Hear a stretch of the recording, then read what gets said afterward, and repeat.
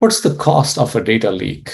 This is a question that I and one of my friends happen to discuss a lot, and he has promised to write an article on this, which would be great. But until then, let's just do some quick maths, shall we? Assume that you're a business that's serving, say, 80 million customers worldwide.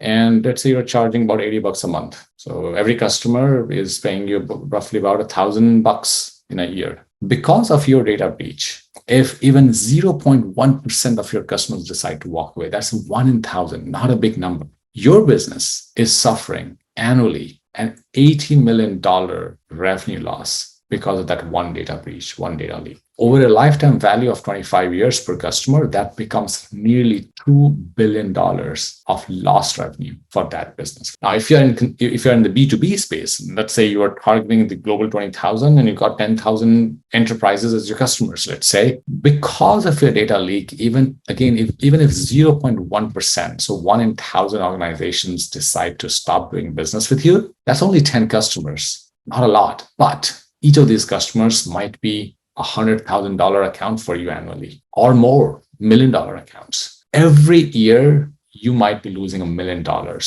from each of these customers. Over a period of time, like 20, 25 years, that's tens of millions of dollars in lost revenue because your organization could not justify investing a few dollars in making sure that your sensitive information is present at locations where it should be and is not present at locations where it shouldn't be. Do the math. It's very simple.